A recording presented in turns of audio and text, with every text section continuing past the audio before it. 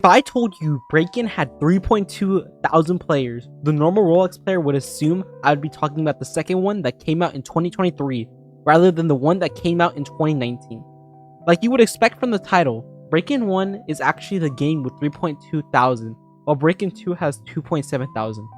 This got me thinking about what went wrong, and this game with such a giant loving community end up flopping. Before we get into the video, like always, I have two things I'd like to talk about. Which is the first, we're getting close to the end of the year, and I'm really trying to get to 1K. So I'd appreciate it if you would like the video and subscribe. And the second part is that in a couple of days, December 28th, I'm hosting a giant Roblox tournament for $300 worth of Robux. If you're interested, the description will have a link to the Discord for more info. And with all that said, let's get into the video. I think in order to determine if a game was a flop, knowing the all-time peaks of the players is a very crucial to note. According to Rollemans, the all-time peak for Breakin' 1 was 32,000 players, and that's honestly amazing. But for Breakin' 2 though, the peak was surprising like crazy. The peak for it was 109,000, which is like 3 times the peak of Breakin' 1. If I just looked at this, I would 100% say Breakin' 2 was a better successor, but how they are current day says something else. It's cool that it was able to reach a crazy amount of success, 3 times it the before one, but how they are current day, it just says something went wrong, and it's honestly not a good look. This brings me to my next couple of points, like all-time visits and the average players. The next thing I would base the game's success on is the all-time visits. For Breakin', it has over 2.5 billion, which is tough to beat, I won't lie, but it just shows how popular this genre is. Breakin' 2's all-time visits though isn't even close, with it being 643 million. In order to make it equal though, Breakin' has only been out for less than a year, so we have to equalize them. I will estimate that the game has been out for a year for the calculations of evening them out. If Breakin' has been out for 5 years, and if you divide 2.5 billion visits by 5, it will actually be 500 million visits a year. And if we use that logic, that means that the pace Breakin' 2 is on will actually end up overtaking Breakin' 1 in 5 years. With how things are looking, Breakin' 2 is 2 for 2, and the answer for the video seems pretty obvious. The last part of the game I would look at is the monthly average. For the last couple of months, the average for Breakin' 1 has been around 4,000 through 7,000 players, which is crazy for how old the game is, and it still has minimal updates. Breakin' 2 has an average player count of around 4,000 to 6,000, which is slightly lower than Breakin' 1, which is very surprising to me. And it reached that point pretty fast.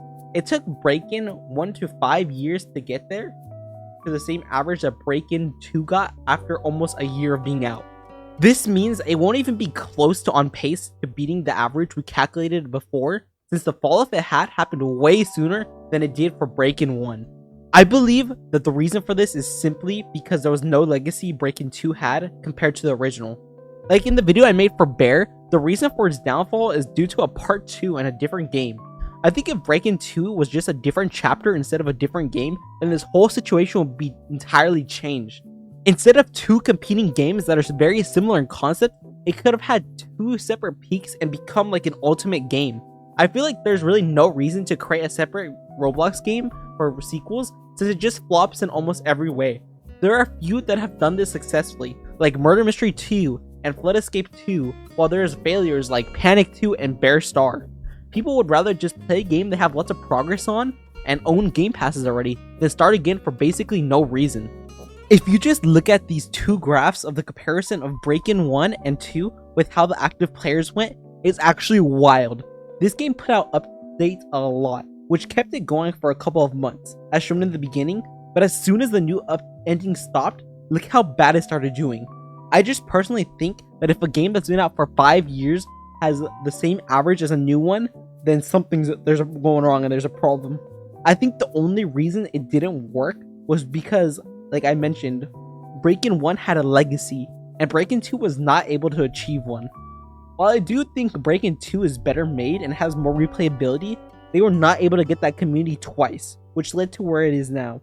Even if you agree with me or not, I feel like looking at these 2 graphs is just very crucial to see where they went wrong, what updates when they stopped, and just why it kind of flopped, I guess. With all these factors I listed, I would not say Breakin' 2 was exactly a flop, but the way they went along with it is what caused it a lot of success to fade quickly. If this game just got a new chapter, the player base would have not been separated and it would have around 8,000 players on it. Statistically, this game did perform well, but it's kind of fallen off hard. I do think with updates it could get more players back, but at the same time, I don't think it's a game that's supposed to particularly stay alive forever, since it can be a little repetitive. With all that said, I hope you guys enjoyed the video, and let me know in the comments if you believe Breakin' 2 flopped. See you guys next time. Bye!